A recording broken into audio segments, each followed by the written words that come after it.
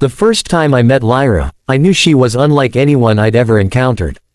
She didn't walk like us, her movements were fluid, almost liquid, and her skin shimmered with faint patterns that shifted depending on her mood. She had moved into the apartment next to mine in a quiet corner of the city, claiming she wanted to observe humans firsthand. At first, I thought it was just curiosity. But soon, I realized Lyra was trying to understand everything about us, down to the most private, personal experiences, our laughter, our sorrow, even our ways of loving and creating life.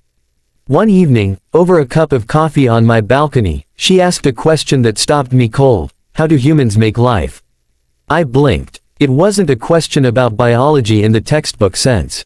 She wanted to know the emotional, human part, the part that made the act meaningful. Why do you want to know? I asked cautiously. Lyra tilted her head. Because I want to understand kindness. I want to understand the selflessness it takes to give life, and why it is so important to you.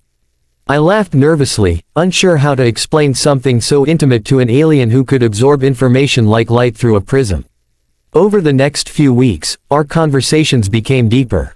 She asked questions most people would never think to ask. About sacrifice, about unconditional love, about the tiny, almost invisible ways humans support each other. Then one night, it happened. I was caring for my elderly neighbor, Mrs. Patel, who had fallen and couldn't move. Lyra appeared, uninvited, but insistent. I can help, she said. And she did, lifting Mrs. Patel with a strength and precision that was frighteningly gentle. Afterward, Lyra seemed different. She was glowing softly, her patterns alive with a kind of warmth I hadn't seen before. I think I understand now, she whispered. Human reproduction, it is more than biology. It is the willingness to put another before yourself, to nurture, to risk, and to hope. Even if the life created isn't yours, the act itself transforms the world. I realized then that Lyra had been trying to experience not just human reproduction but the essence of human kindness, the courage to care for something fragile and precious, to create or protect life, and to embrace the vulnerability that comes with it.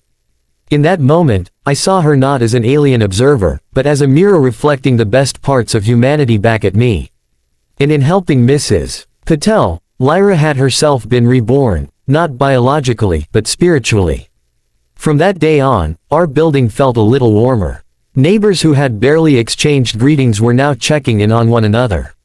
And whenever I saw Lyra helping someone, I knew she carried within her the quiet, radiant truth about humans, that our greatest act of creation isn't in the science of reproduction, but in the selflessness and love we pour into each other's lives.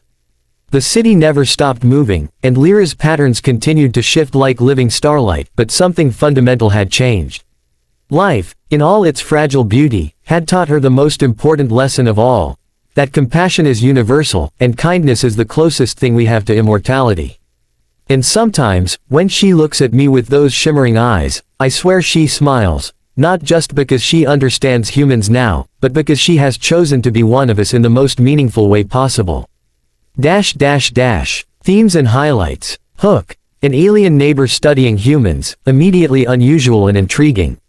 Relatable. Focuses on selflessness, compassion, and neighborly kindness.